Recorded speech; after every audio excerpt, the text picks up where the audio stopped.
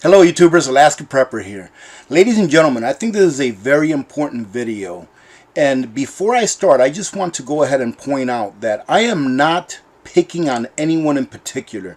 I don't even know what the name of this person is that left the comment that went something like this. How do I get out of the system if I have a pacemaker? Right? So I think that's how the comment went something like that. And I'm not picking on this person at all. Like I said, I don't even know the YouTube name or the handle of this person. But I think this is a very important topic.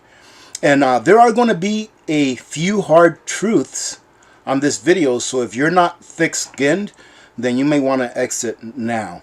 But I feel compelled to go ahead and share this with you because I think it's very important, especially during the times that we're living in right now.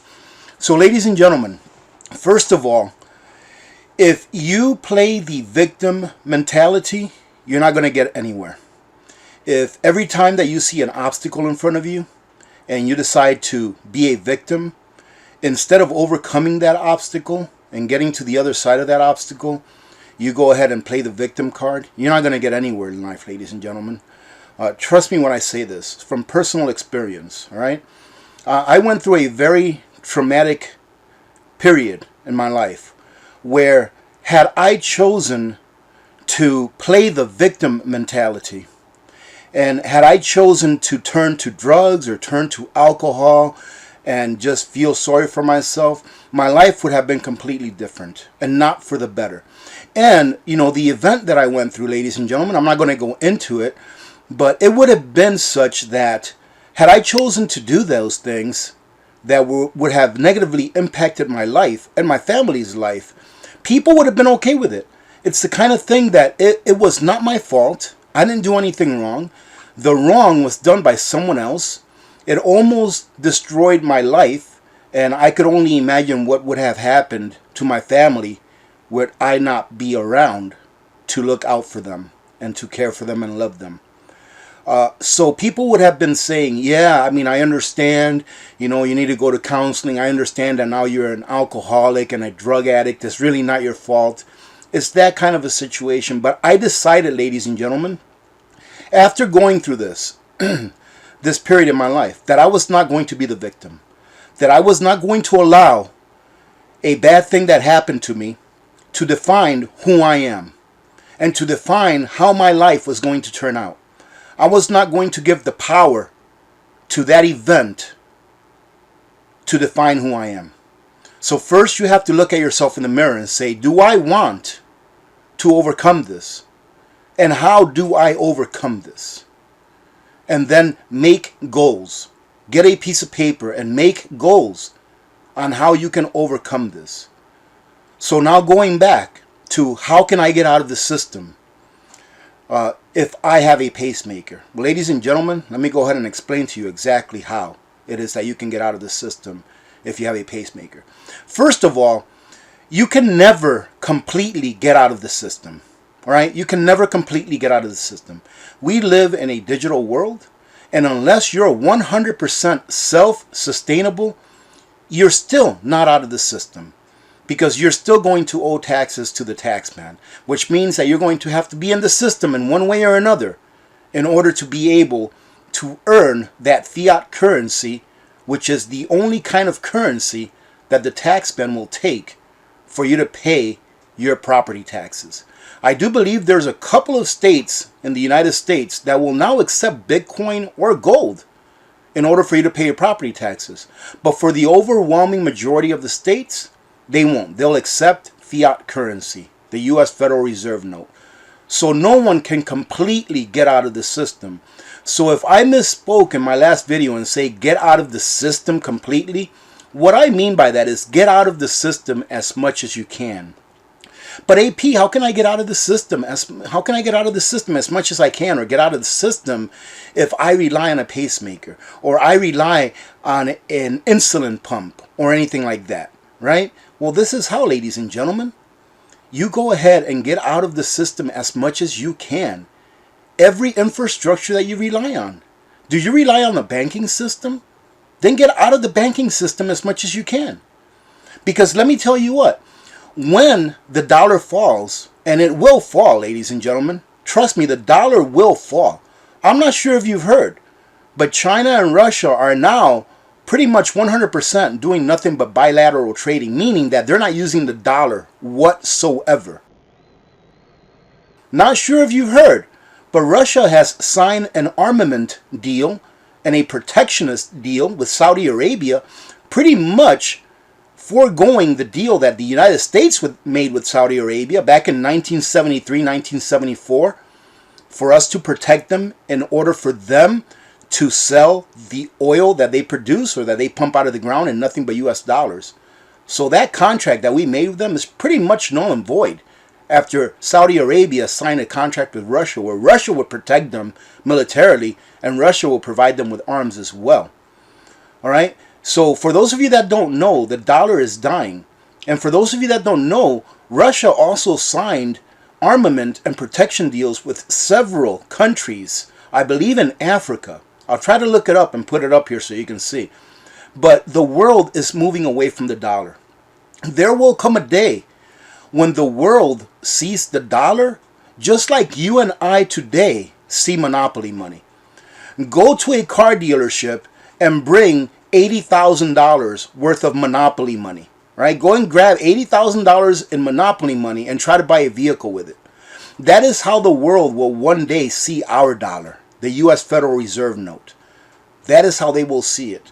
So what does this have anything to do with how you get out of the system if you rely on a pacemaker?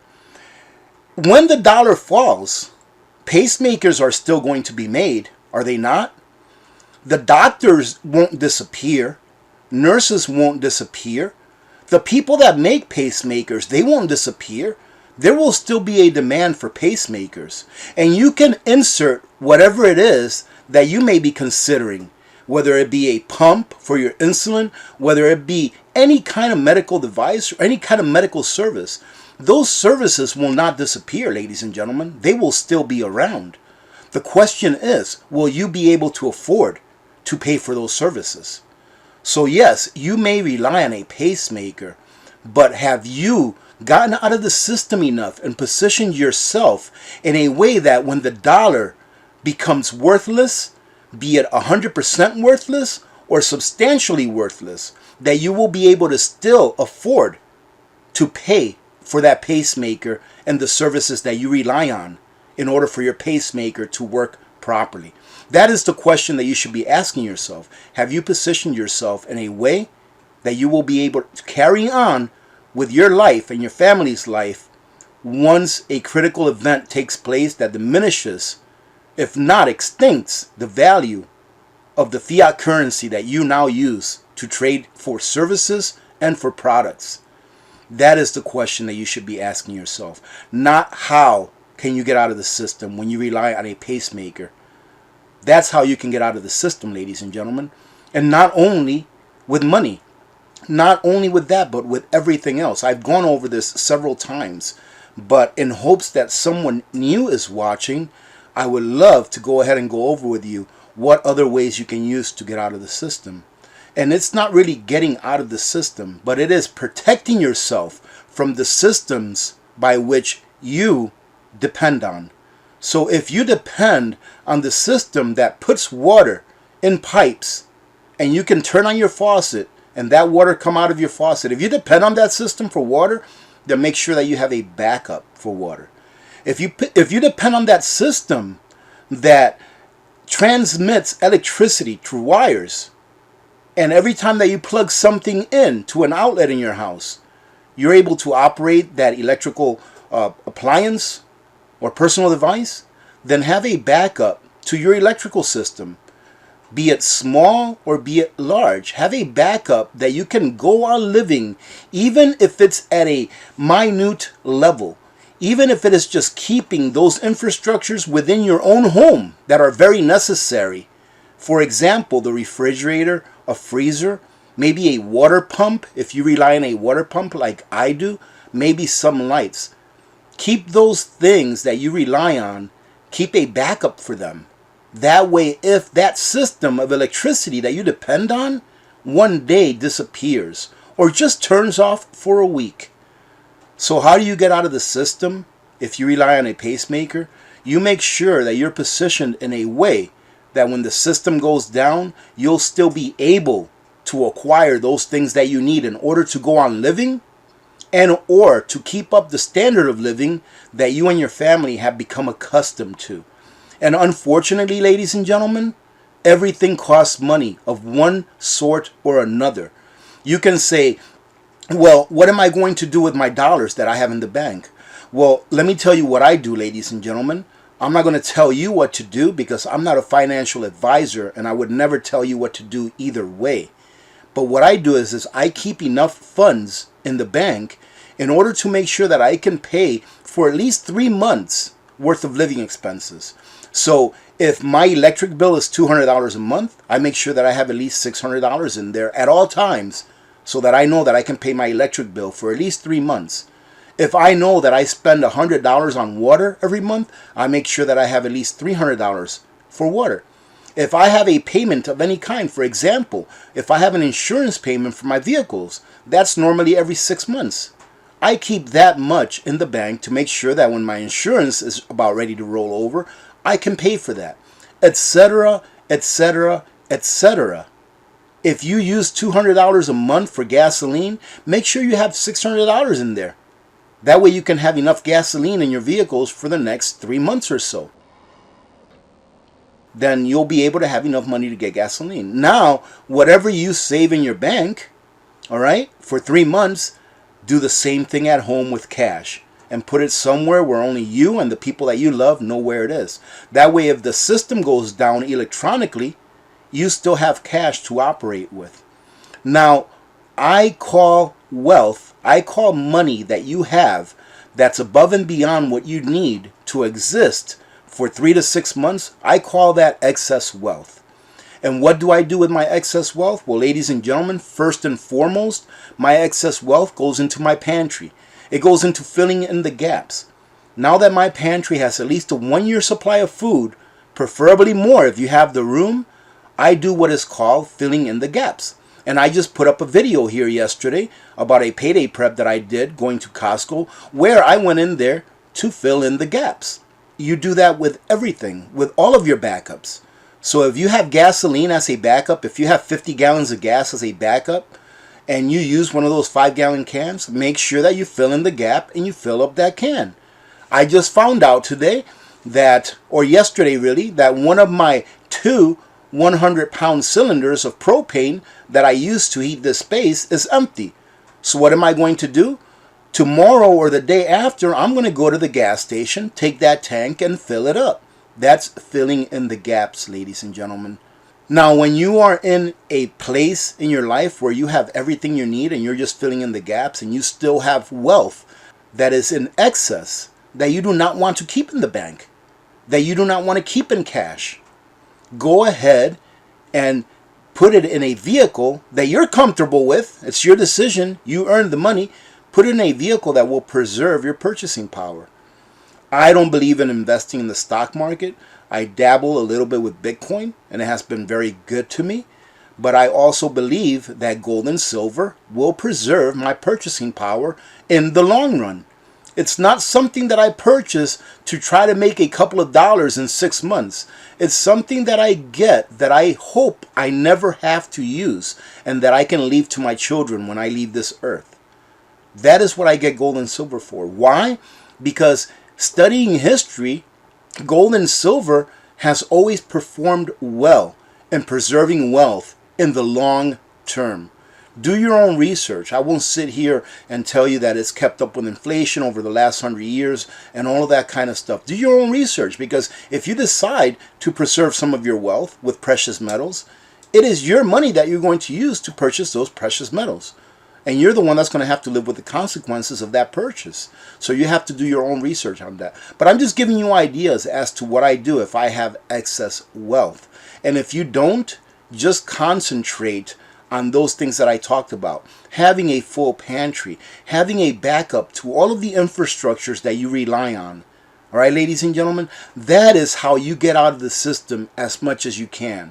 I'm not telling you to never go to the gas station. I'm not telling you to never go to the bank, to not hold any dollars. Of course I'm not telling you that. The world that we live in demands that we use fiat currencies.